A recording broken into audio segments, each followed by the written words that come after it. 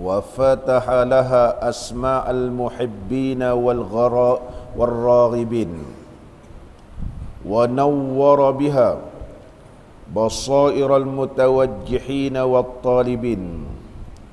أحمده حمد معترف بمنته في حمده، وأشكره شكر عارف بإحسانه، وأستغفره من كل ذنب في هزل العمل وجده، وأستعينه استعانة من علم أن كل شيء من عنده.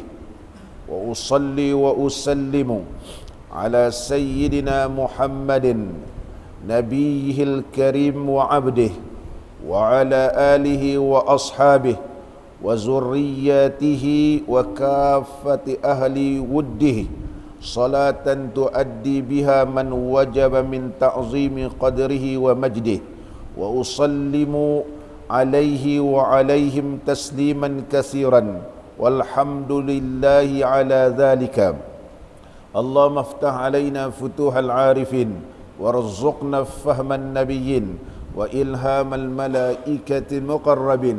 يا حي يا قيوم يا رب موسى وهارون ونوح وإبراهيم ومحمد صلى الله عليه وسلم. أكرمنا بجودة الحفظ والفهم، وارزقنا الحكمة وثبات الذهن والعقل والحلم والعلم والنجاح في الدنيا والآخرة بحق سيدنا محمد صلى الله عليه وسلم يا رب العالمين. أما بعد. Alhamdulillah, bersyukur kita kehadrat Allah Subhanahu wa taala dan dapat kita sama-sama pada pagi ini berada di dalam majlis ilmu mempelajari kitab Al-Hikam karangan Syekh Ibn Athaillah As-Sakandari rahimahullahu taala. Pada pagi ini kita meneruskan lagi kata-kata hikmah di dalam kitab Al-Hikamu Al-Ataiyah, kata hikmah yang ke-50. Qala al-arifu billah Asy-Syaikh Ibnu Athaillah As-Sakandari rahimahullahu taala wa nafa'ana Allah bi'ulumihi fid daraini amin. Al-ajabu kullul ajab mimman yahrubu mimma la infikaka lahu anhu wa yatlubu ma la baqa'a lahu ma'ahu fa innaha la ta'mal absaru walakin ta'mal qulubu allati fis sudur. Al-ajabu kullul ajab, keajaiban yang sangat menghairankan. Al-ajabu kullul ajab, ini taukid nama dia. Al-ajabu kullul ajab, dalam bahasa Arab dinamakan taukid. Taukid, dia ada taukid lafzi, ada taukid maknawi. Al-ajabu kullul ajab, sungguh menghairankan, menakjubkan. Al-ajab kita pun sebut ta'ajjub, menghairankan kita. Al-ajab maknanya menghairankan. Kullul ajab, sungguh-sungguh hairan, di mana ditaukidkan, dikuatkan. Al-ajabu kullul ajab, sungguh menghairankan, sungguh menakjubkan ataupun menghairankan. Mimman, siapa tu? Mimman yahrubu, iaitu terhadap orang yang lari. Lari daripada mana? Mimma la infikaka lahu, dari apa yang sangat diperlukan, ataupun sebenarnya mala infikaka lahu, sesuatu yang tidak akan terpisah daripadanya. Fakka yafuku maknanya terpisah.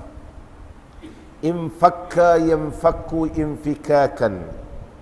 Infakka infa'ala yanfa'ilu infi'al.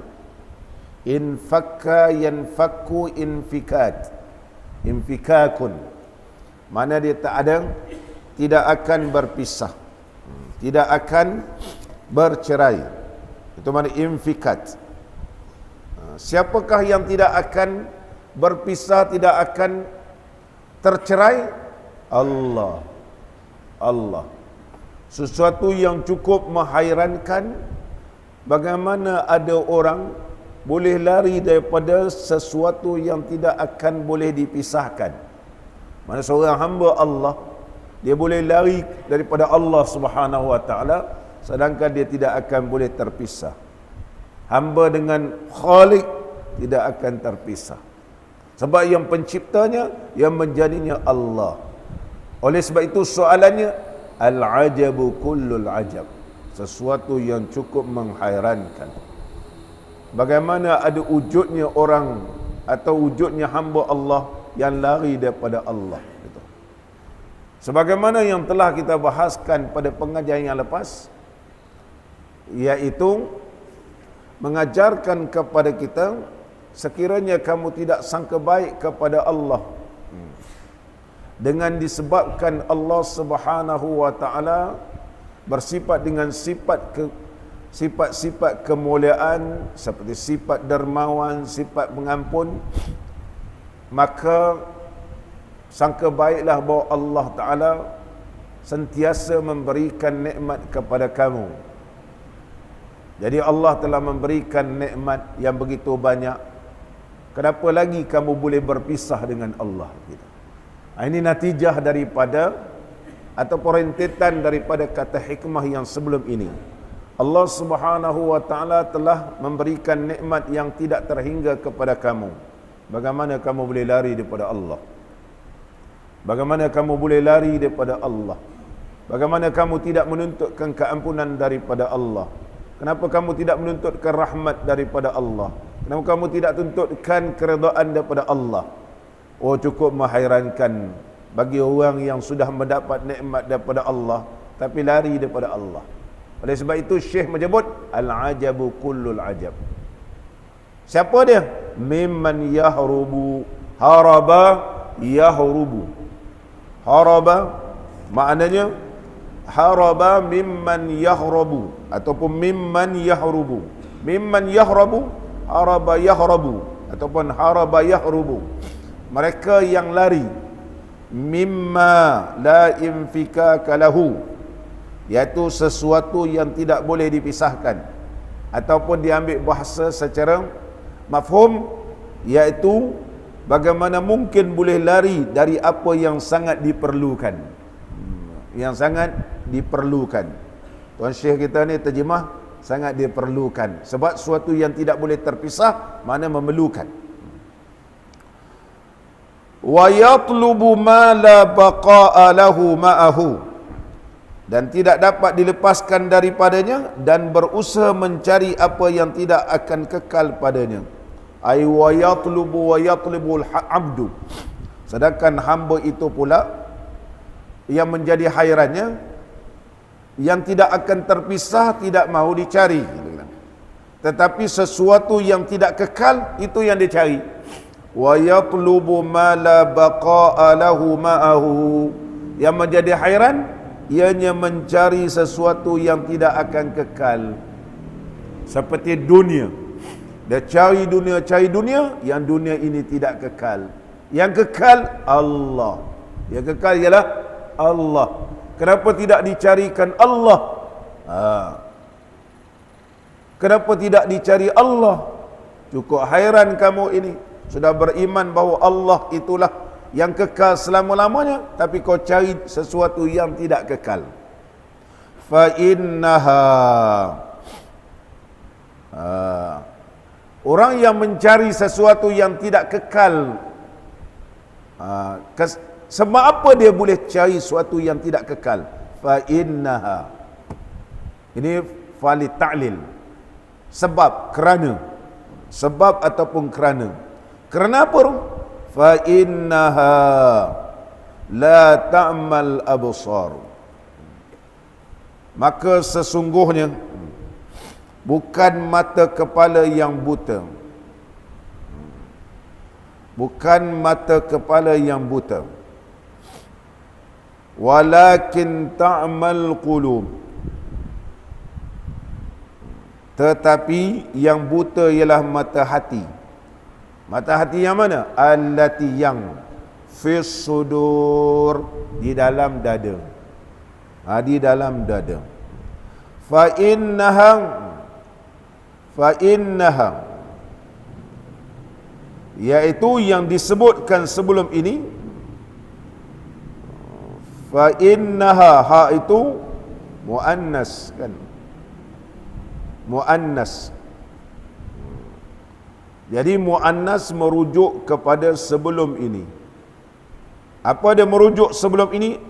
Iaitu merujuk kepada al-khalaiq, iaitu makhluk. Yang dicari ialah makhluk, yang dicari ialah dunia. Maka sesungguhnya semua yang dicarikan tadi itu bukan disebabkan matanya buta, tetapi ialah disebabkan mata hatinya yang buta. Mata hatinya yang buta. Muslimin dan muslimat yang dirahmati oleh Allah Subhanahu wa ta'ala. Syekh menyebut menerusi kata-kata hikmah ini, iaitu bahawa sesungguhnya adalah menjadikan satu benda yang cukup hairan mereka yang sudah kenal Allah, sudah kenal dengan nikmat-nikmat Allah, diajarkan pada pengajian yang lepas supaya kita sentiasa husnuzan. Bila kita sangka baik Allah lah yang Maha Pengampun, maka kita sentiasa memohon keampunan kepada Allah. Kita tidak lari daripada Allah Ta'ala. Kalau kita sangka baik bahawa sesungguhnya Allah lah yang akan memberikan kesenangan dunia dan akhirat, maka kita tidak akan lari daripada Allah Subhanahu wa ta'ala. Oleh sebab itulah Syekh mengingatkan kepada kita menjadi satu benda yang cukup menghairankan mereka yang tidak mau tunduk dan patuh kepada Allah Subhanahu wa ta'ala. Menerusi kata-kata hikmah ini, seorang ulama tasawuf yang cukup alim, iaitu Syekh Ahmad Zarruq rahimahullahu ta'ala, yang lahir pada tahun 646 Hijriah dan meninggal dunia pada tahun 899.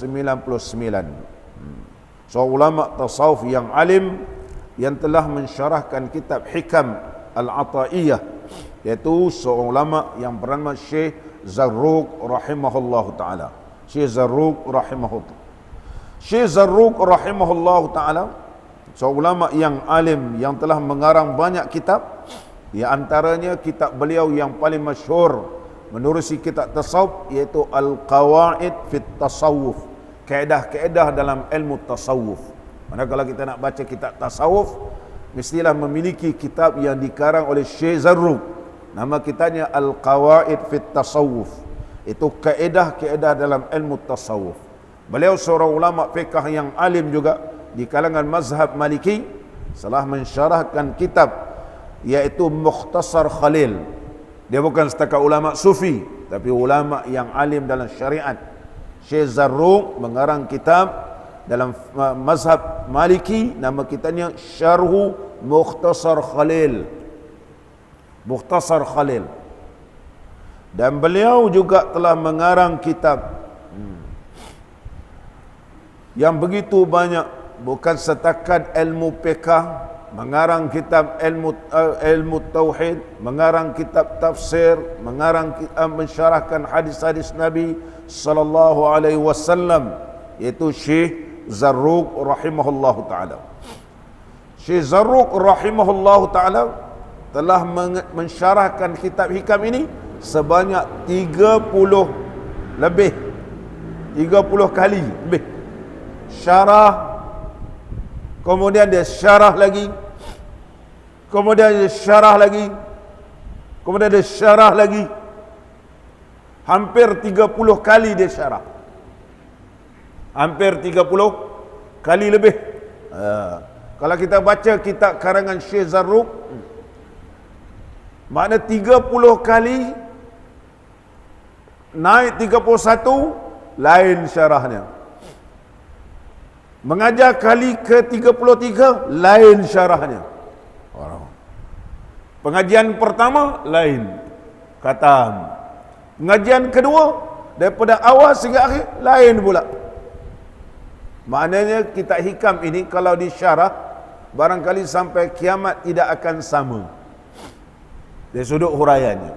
Di antara yang disebut oleh Syekh Ahmad Zarruq rahimahullah ta'ala yang mensyarahkan kitab hikam ini yang dinamakan Al-Hikamul Ata'iyah, Syekh Zarruq rahimahullah ta'ala menyebut apakah yang dimaksudkan mala infikaka lahu anhu, sesuatu yang tidak akan boleh terpisah daripadanya, yaitu maulahu, Allah. Sesuatu yang tidak boleh terpisah. Maka tanda mereka yang tidak pernah terpisah dengan Allah, maka dirinya sentiasa ingat Allah. Sentiasa ingat Allah. Lidahnya sentiasa berzikir. Hatinya sentiasa memandang kepada rahman Allah. Itu tanda orang yang tak lari kepada Allah. Orang yang tidak terpisah daripada Allah Ta'ala. Begitu. Oleh sebab itu lepas semayang, ulama menyebut kita berzikir. Nabi SAW bersabda, man sabbaha, barang siapa yang bertasbih, dubura kulla salatin, barang siapa yang bertasbih selepas semayang, salasan wa salasina, 33, wa hammada salasan wa salasin, wa kabbara salasan wa salasin, ghufirat zunubuhu walau kanat misla zabadil bahri atau kama qala Rasulullah sallallahu alaihi wasallam. Barang siapa yang bertasbih subhanallah subhanallah, wa hammada alhamdulillah alhamdulillah, wa kabbara Allahu akbar Allahu akbar, sebanyak 33 dan disudahi dengan la ilaha illallah wahdahu la syarikalah lahul mulku wa lahul hamd wa huwa ala kulli syai'in qadir, atau yuhyi wa yumit wa huwa ala kulli syai'in qadir. Satu riwayat yang lain, nescaya diampunkan oleh Allah dosanya walaupun sebanyak buih di lautan. Nabi SAW menyebut sabbaha, bertasbih, subhanallah subhanallah, bukan menyebut bukan subhanallah.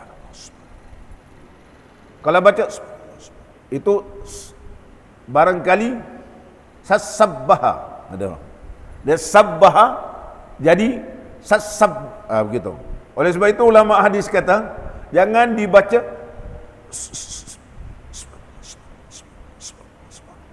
bukan sabbaha, sasabbih begitu. Ada orang berzikir subhanallah, dia bukan jadi subhanallah subhanallah, jadi begitu. Bukan baca alhamdulillah, jadi apa dulu nak baca, dia kena subhanallah subhanallah subhanallah. Sebab Nabi SAW mengajarkan barang siapa yang bertasbih sabbaha subhanallah subhanallah subhanallah subhanallah subhanallah. Nabi SAW tidak menyebut, dia ada istilahnya sabbaha jadi sabih, ada begitu. Jadi macam orang, dia bukan mengikut sunnah Nabi SAW. Dan Nabi SAW menyebut subhanallah subhanallah subhanallah. Nabi SAW tak pernah sebut subhanallahi subhanallahi subhanallah. Macam orang berzikir tak tahu dia ambil daripada mana. Ini dia rasa dia tajwid dia betul, tapi tak ikut sunnah. Subhanallahi subhanallahi subhanallah, alhamdulillahi alhamdulillah, Rasulullah mengajar kepada kita supaya sebut alhamdulillah, alhamdulillah, alhamdulillah. Yang puak ni pula tukar pula, alhamdulillah. Nabi sallallahu alaihi wasallam mengajar Allahu akbar, Allahu akbar, Allahu akbar. Dia tukar pula Allahu akbar, Allahu akbar, Allahu akbar, Allah. Tak beri manfaat. Begitu juga orang berzikir tak memberi manfaat. Sebab tak ikut sunnah. Bukan senang nak mendapatkan pahala. Allah Subhanahu wa taala menghapuskan ghufirat, diampunkan segala dosanya, walau kanat mithla zabadil bahri, sekalipun seperti buih di lautan. Banyak-banyak dosa kecilnya. Bolehkah dengan baca boleh diampunkan? Dia mesti merasakan kebesaran Allah, merasakan dalam hatinya, iaitu subhanallah, maha suci Allah. Jangan kita berzikir tak betul. Subhanallah, subhanallah, subhanallah, subhanallah, subhanallah. Pelan-pelan, bukan laju-laju. Bukan mudah Allah nak ampunkan dosa kita kalau kita tidak merasakan ketika menyebut nama Allah, kebesaran Allah, kehebatan Allah, keagungan Allah. Ini perlu ingat. Oleh sebab itu zikir mesti berguru. Bukan zikir baca hadis kita pun zikir, tapi zikir tak betul. Tak betul. Dari sudut memahami hadis pun tak betul. Bahkan ulama hadis membahaskan, bacalah satu-satu. Subhanallah, subhanallah, subhanallah, subhanallah. Tok Imam jangan nak berlagu-lagu. Subhanallahi, subhanallahi, subhanallah. Pergi sambung-sambung ni, bid'ah. Tak ada terdapat mana-mana riwayat. Jangan nak mengada-ngadakan satu amalan yang tidak terdapat dalam hadis Nabi sallallahu alaihi wasallam, kesannya tidak memberi apa-apa manfaat. Sebab kalimah Allah itu mestilah kita matikan subhanallah, ia memberi kesan kepada kita punya hati gitu. Seolah-olah kalimah Allah yang kita subhanallah, dia menghapuskan segala kotoran yang ada dalam hati yang disebut oleh Allah kallabal rad, ya dalam hati kamu berkarat. Bagaimana nak hancurkan dia? Hendaklah kita basuhkan dengan zikrullah. Dengan zikrullah. Pas ni jangan berzikir subhanallah, subhanallah, subhanallah, subhanallah, subhanallah, subhanallah. Bagaimana kamu boleh terpisah dengan Allah sedangkan Allah yang memberikan kepada kamu nikmat iman, nikmat boleh melihat, nikmat boleh bercakap, nikmat boleh berjalan, macam-macam nikmat sekarang ni. Fabi ayyi ala'i rabbikuma tukadziban. Nikmat mana lagi kamu nak dustakan? Oleh sebab itu Allah tidak terpisah kepada kamu, tidak jauh, hampir dengan kamu. Mintalah kepada Allah, wa idza sa'alaka ibadi anni fa inni qaribun. Jika hamba-Ku bertanya kepada engkau wahai Muhammad mengenai aku, maka jawablah bahawa aku hampir. Hampir dengan rahmatku, hampir dengan keampunanku, hampir dengan keredaanku, hampir dengan macam-macam hampir. Itu hampir. Itulah yang dimaksudkan la infikaka lahu anhu. Ianya tidak tercerai daripadanya. Tercerai. Wa ma la baqa'a lahu ma'ahu. Wa yatlubu ma la baqa'a lahu.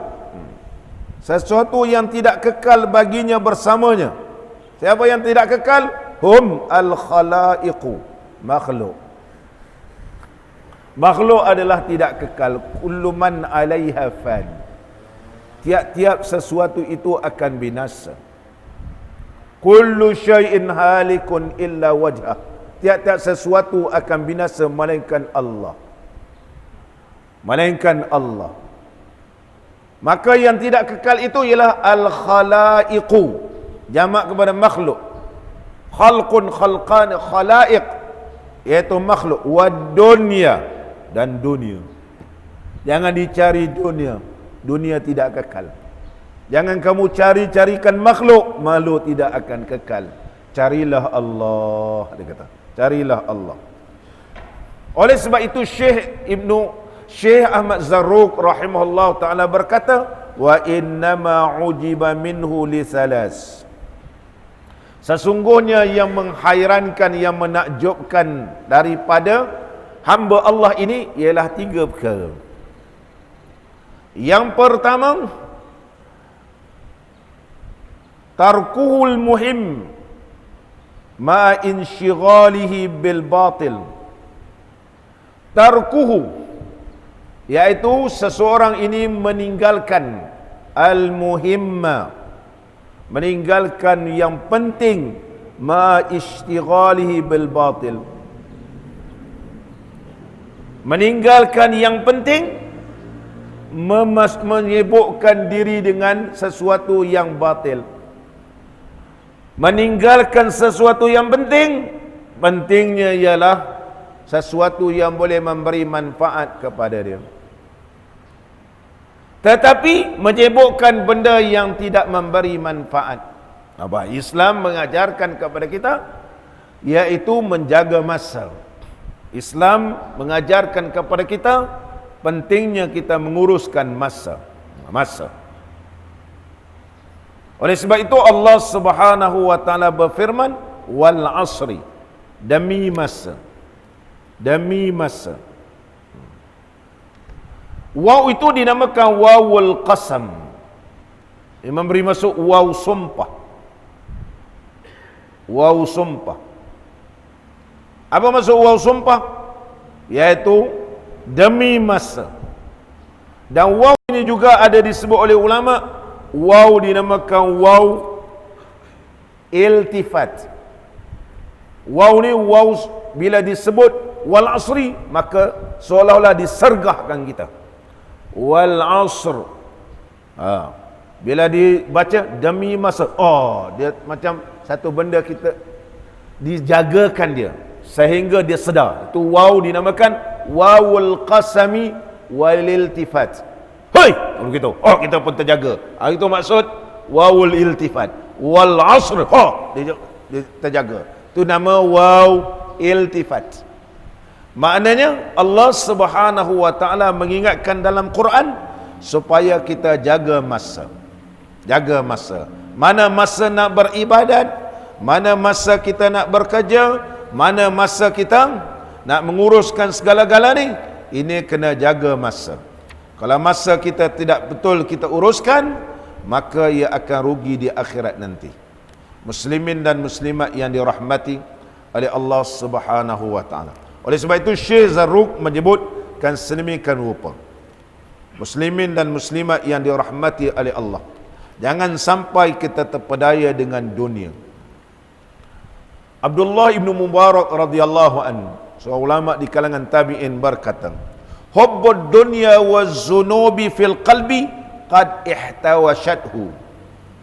Hubbud dunya, cintakan dunia, waz-zunub, dan dosa fil qalbi, mana cinta dunia dan bergumul dengan dosa ni di dalam hati ni, qad ihtawashathu, sesungguhnya ianya menyebabkan hati ini jadi tidak ketentuan. Ihtawasha ni dia akan jadi tidak ketentuan. Hati ini tidak mendapat ketenangan. Hati ini menjadi liar.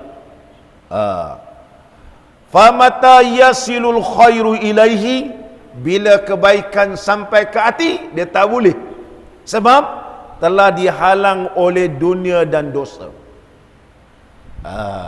Bila nampak je benda ni, dia jadi lari. Begitu. Macam kita tak serasi dengan orang, nampak tu belah terus, walaupun kita tengah bercakap, aku tak selesa tengok dia ni. Bila kita tak selesa, jadi kita tak serasi dengan dia. Begitu juga hati ni sepatutnya dia selesa dan serasi dengan kebaikan. Tetapi tiba-tiba hati ni tak serasi dengan kebaikan. Benda-benda yang baik dia tak boleh. Dia tak boleh. Sebab apa tak boleh tu? Sebab dunia. Oleh sebab itu Syekh menyebut menjadi al-ajabu kullul ajab mimman yatlubu, iaitu orang yang menuntut sesuatu yang tidak kekal. Bila dia tuntut, dia cari dunia, dia carikan buat dosa, maka kesan daripada itu menyebabkan hati ini dia tak serasi dengan kebaikan. Maka bila dia tak serasi dengan kebaikan, dia tak boleh dengan Allah. Dia tak akan rasa seronok menyebut nama Allah. Dia tidak akan rasa seronok nak beribadat kepada Allah. Cukup ajaib, kata Tuan Syekh. Al-ajabu kullul ajab, sesuatu mimman yahrabu ataupun yahrubu, orang yang lari daripada sesuatu yang tidak akan boleh terpisah. Sebab apa dia boleh jadi begitu? Sebab rosak hati dia. Sebab apa jadi rosak? Sebab dia cari dunia, carikan sangat dan melakukan dosa. Wahab Ibn Munabbih rahimahullahu ta'ala menyebut, man fariha qalbahu man fariha qalbuhu bisyai'in minad dunya, barang siapa gembira, ataupun man farraha qalbahu bisyai'in, barang siapa yang menggembirakan hatinya dengan sesuatu daripada dunia, faqad akhta al-hikmata, sesungguhnya ia telah melakukan kesalahan dari sudut mencari hikmah. Faqad akhta'a, sesungguhnya telah salahlah hikmah dia. Faqad akhta al-hikmah, mana orang yang menggembirakan hatinya dengan dunia, maka dia tak akan dapat hikmah. Tak dapat hikmah. Kita pun tak tahu hikmah apa dia bab semayang, hikmah apa dia wuduk ni, hikmah apa zikir. Lah, tak dapat apa-apa. Tak dapat hikmah apa pun. Sekadar baca, sekadar semayang, habis semayang salam-salam, tak ada apa-apa pun perubahan, tak ada apa-apa pun yang nampak ketara. Bagi seseorang ini kesan daripada semayang, kesan daripada Quran, kesan daripada berselawat. Banyak berselawat, maulid sana, maulid sini, tapi tak ada apa. Perangai pun tak berubah. Nak kata dia ni ibadat macam yang disebut di dalam hadis-hadis Nabi sallallahu alaihi wasallam, tak ada juga. Maulid sampai tengah-tengah malam, subuh pun lewat. Maulid sampai lama-lama, semayang berjamaah, tidak. Mana maulid tidak memberi manfaat. Baca maulid panjang-panjang tapi memberi manfaat. Sebab apa tu? Sebab apa? Sebab dia masih lagi tak faham. Sekadar maulid tapi dunia dicari. Dunia masih lagi bertapak dalam dirinya. Oleh sebab itu Wahab bin Munabbih menyebut, man farraha qalbahu bisyai'in minad dunya, sesiapa yang menggembirakan hatinya dengan sesuatu daripada dunia, kesannya faqad akhta al-hikmah, dia tak dapat hikmah. Tak dapat hikmah. Tak tahu apa-apa hikmah. Tak terasa hikmah kita semayang ni. Nak kata rasa seronok, macam biasa je. Sama ada semayang macam biasa. Kok semayang ni sebab selalu sangat semayang, tak ada rasa apa. Pergi Mekah pula, biasa ya. Tawaf pun rasa biasa, sa'i pun rasa biasa, tak ada rasa apa. Tak ada terasa nur dipancarkan oleh Allah. Tak ada apa. Biasa ya. Tak ada apa. Sebab apa tu? Mesti ada sebab. Mesti ada sebab. Sedangkan dalam kitab kita menyebut Allah tidak akan terpisah dengan kamu. Tetapi macam mana kita boleh tak terasa? Sebab kamu telah menggembirakan hatimu dengan dunia. Wa man ja'ala syahwatahu tahta qadamaihi, tetapi sesiapa yang menjadikan hawa nafsunya dipijaknya di bawah dua tapak kakinya. Nafsu tak baik ni dipijaknya. Kesannya fariqas syaitanu min zillihi, maka syaitan takut nak bernaung di bawah naungannya. Nampak? Kalau kita jadikan hawa nafsu ini, kita pijakkan, kan, maka syaitan tak mau bernaung dengan kita. Sebab apa syaitan boleh bernaung, boleh berpayung? Diumpamakan payung sekarang ni, dia boleh berteduh di bawah kita. Sebab kita jadikan nafsu itu sebagai panduan bagi kita habis. Tapi kalau nafsu itu kita pijakkan, kita nyahkan, maka syaitan tak mau berteduh di bawah kita. Ini kata Syekh, iaitu Wahab Ibn Munabbih. Wahab Ibn Munabbih ni seorang ulama yang alim dalam bab kitab-kitab sebelum ini. Beliau memeluk Islam selepas kewafatan Nabi sallallahu alaihi wasallam. Selepas kewafatan Nabi sallallahu alaihi wasallam, dan menjadi rujukan di kalangan para sahabat Nabi sallallahu alaihi wasallam sebab beliau amat mahir tentang kitab-kitab yang telah diturunkan oleh Allah sebelum ini. Wa man ghalaba ilmuhu hawahu fa huwal ghalibu. Barang siapa ilmunya telah mengatasi hawa nafsu, maka ilmu yang manfaat ini dapat mengalahkan hawa nafsu. Tapi ilmu yang kita ada sekarang ni, ilmu apa? Kalau ilmu zahir, banyak dah ilmu zahir. Banyak ilmu fiqh yang telah kita pelajari, banyak ilmu tafsir yang telah kita tekuni, banyak ilmu hadis yang telah kita pelajari. Tapi masih lagi tak kalah syaitan ni. Sebaliknya, kalau ilmu yang menunjukkan kepada kita jalan menuju kepada Allah, ilmu akhlak, ilmu raqaq, ilmu tasawuf, maka ilmu ini dapat mengatasikan hawa nafsu, maka ilmu ini telah mengalahkan dia. Maka ilmu ni kalau dapat kalahkan hawa nafsu, maka ketika itu dia akan selamat, dia akan tenang menuju kepada Allah Subhanahu wa ta'ala. Muslimin dan muslimat yang dirahmati oleh Allah. Qala al-musannifu rahimahullahu ta'ala wa nafa'ana Allahu bi'ulumihi fid daraini amin. Kemudian Syekh Ibn Zarruq menyebut lagi, dia ada 3. Wa innama ujiba minhu li salasin, sesungguhnya yang menghairankan daripadanya 3 perkara. Tarkuhul muhimma, meninggalkan sesuatu yang penting, ma'a istighalihi bil batil. Dia tinggalkan yang penting tapi menyibukkan dengan kebatilan. Yang kedua cukup menghairankan, wa i'raduhu an maulahu bima la haqiqata lahu, berpaling daripada Allah dengan sesuatu yang bukan sebenarnya. Berpaling daripada Allah, itu yang jadi hairan dikata. Berpaling daripada Allah Subhanahu wa ta'ala, lari pada Allah. Sepatutnya semakin hari semakin hampir, semakin dekat dengan Allah, tapi semakin dah tua semakin lari. Oleh sebab itulah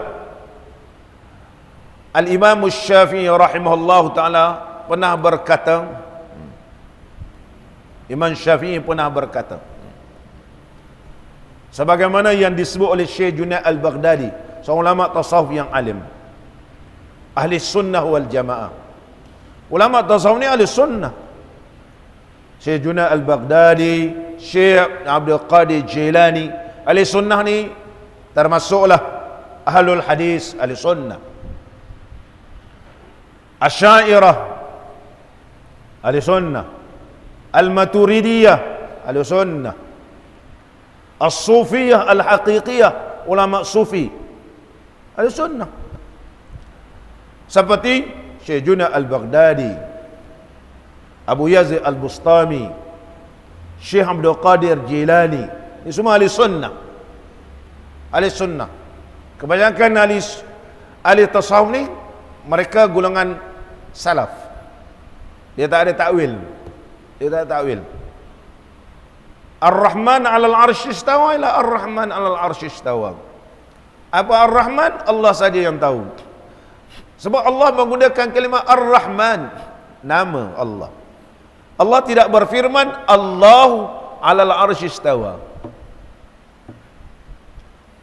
Allah menggunakan namanya. Walillahil asmaul husna, bagi Allah itu nama-nama yang banyak. Fad'uhu biha, maka serulah nama-nama Allah. Allah berfirman Ar-Rahmanu 'alal 'arsy istawa. Ar-Rahman. Macam mana bila kita kata Allah bersemayam di atas aras? Allah tak sebut Allahu. Ayat kursi ya Allah, Allahu la ilaha illa huwal hayyul qayyum. La ilaha illallah. Tapi buat istiwa ni Ar-Rahmanu. Ar-Rahmanu. Macam mana orang ni kata Allah bersemayam ke atas, sedangkan Allah berfirman Ar-Rahmanu, Allah menggunakan namanya saja. Allah menggunakan namanya. Jadi oleh sebab itu ulama tasawuf menyebut Ar-Rahman ila ala Ar-Rahmanu ala 'arsy istawa. Apa maksud? Allah saja yang tahu maksudnya. Walaupun ada ulama tasawuf menyebut Ar-Rahmanu 'ala 'arsy istawa. Sebab Allah menggunakan namanya, tidak menyebut kalimah Allah. Tapi ambil nama-nama. Nama Allah banyak. Al-Wadud. Nama Allah. Nama Allah. Ulama tasawuf menyebut apabila kita berzikir, maka zikir kita ini dia melepasi berapa hijab. Melepasi berapa hijab melalui langit pertama, langit kedua, langit ketiga, sehingga nama-nama Allah yang kita sebutkan, yang kita zikirkan, sehingga bersemayam di atas aras, sehingga ianya tajalli. Oleh sebab itu pancaran nur zikir ini tidak ada yang menghalangkannya, karena Allah berfirman Ar-Rahmanu 'alal 'arsy istawa. Ar-Rahman 'ala 'arsy istawa. Allah menggunakan kalimah iaitu namanya Ar-Rahman. Ar-Rahman. Ar-Rahman.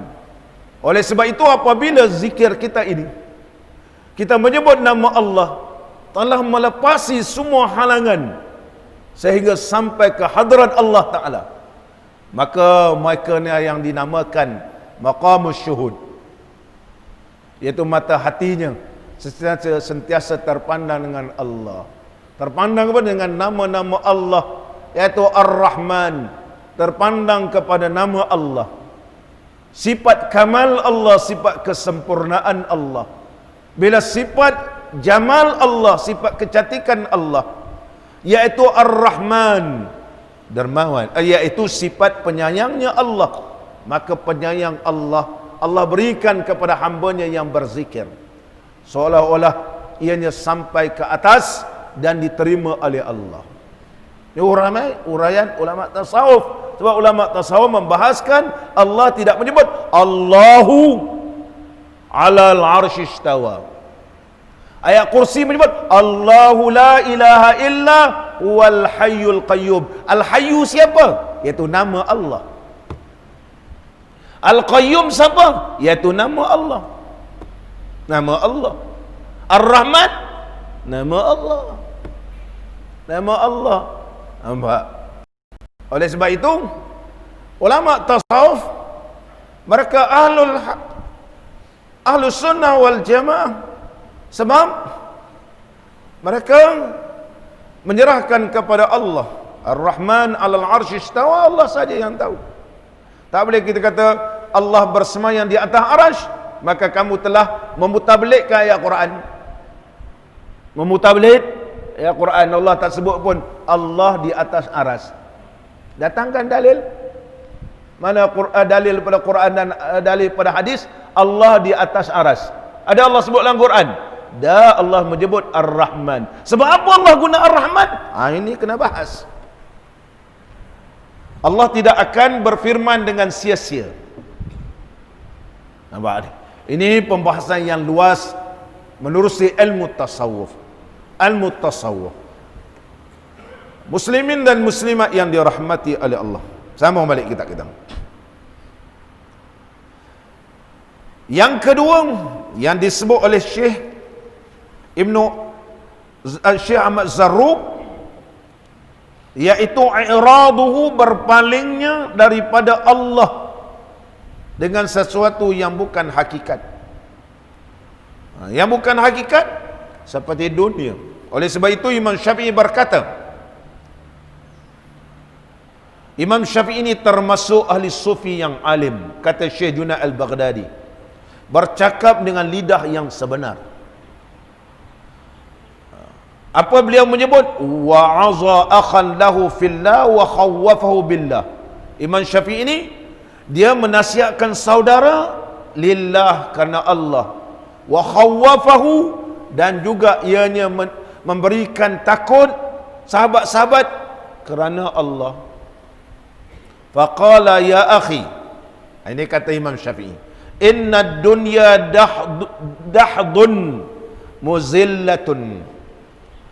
Ketahuilah bahawa dunia ini ialah dahdun. Dahdun ialah sesuatu yang merosakkan, sesuatu yang membatalkan, muzillatun, yang mengelincirkan. Mana dunia ni dia akan mengelincirkan kita. Dunia ini akan menyebabkan batalnya amalan kita.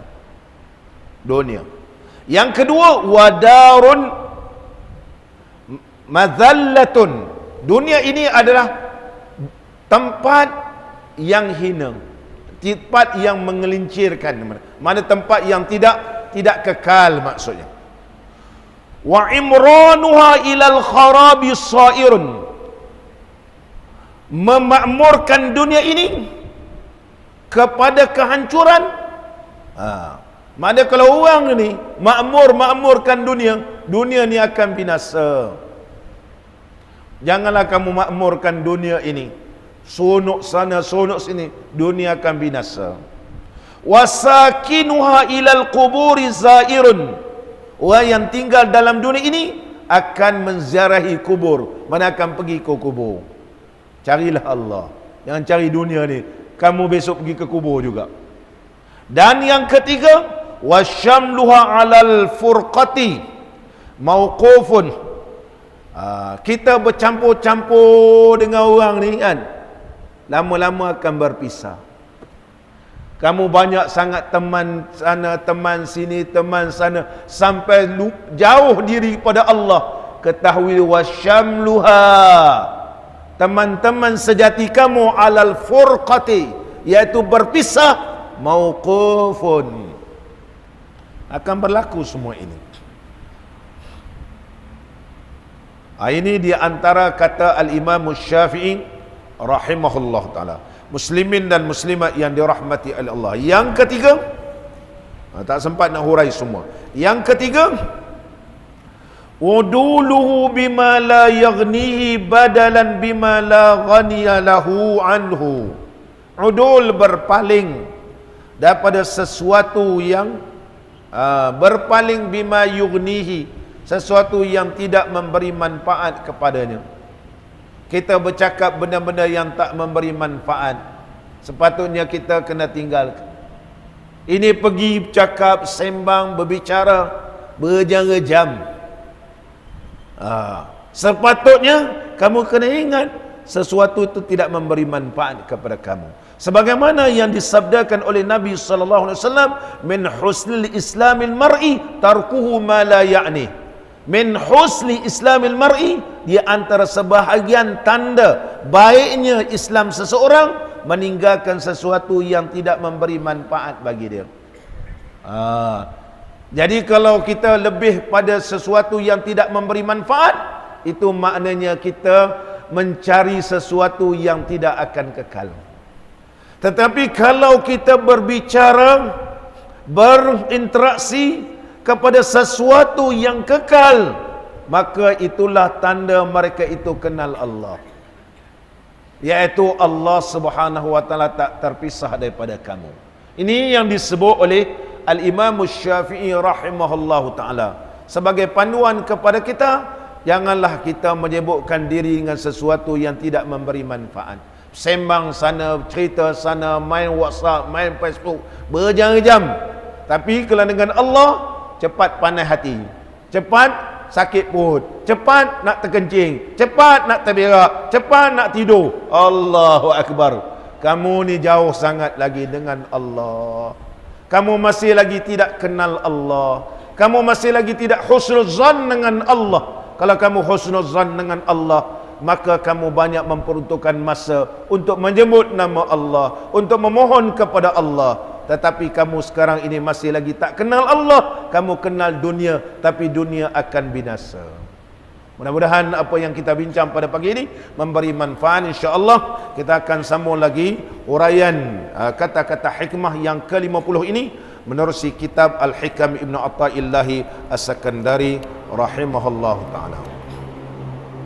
Ilahi najjini min kulli dhaiqin bijahil Mustafa khairil jami'i. Ilahi najjini min kulli dhaiqin bijahil Mustafa khairil jami'i. Wahab li fi madinatihi qararan wa rizqan thumma dafnan bil baqi'i. Ilahi najjini min kulli dhaiqin bijahil Mustafa khairil jami'i. Wa khatimatan biimanin wa sitran jamilan bil mujibi wa bis sami'i. Ilahi najjini min kulli dhaiqin bijahil Mustafa khairil jami'i. Ilahi najjini min kulli dhaiqin bijahil Mustafa khairil jami'i. Wasukna Makkah زمنا وطورا وبطيبة في مجاورة الشفيع. إلهي نجني من كل ضائق بجاه المصطفى خير الجميع.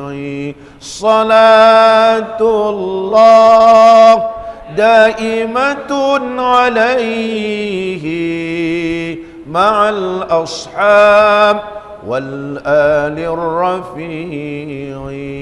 إلهي نجني من كل ضائق بجاه المصطفى خير الجميع. الفاتحة.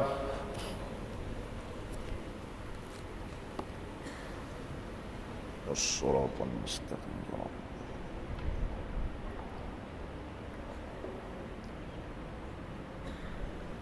بسم الله الرحمن الرحيم. الحمد لله رب العالمين حمدا يوافي نعمه ويكافئ مزيده. يا ربنا لك الحمد كما ينبغي لجلال وجهك الكريم وعظيم سلطانك. اللهم صل على سيدنا محمد صلاة تبلغنا بها حج بيتك الحرام وزيارة حبيبك ونبيك سيدنا محمد عليه أفضل الصلاة والتسليم في صحة وعافية وسلامة ولطف وبلوغ المرام وعلى آله وصحبه وبارك وسلم. اللهم لا تمتنا حتى نرى باب السلام ونصلي خلف المقام إبراهيم عليه السلام ونشرب ماء الزمزم في مسجد الحرام ونزور حبيبك ونبيك سيدنا محمدا صلى الله عليه وسلم بيسر ولطف وبلوغ المرام.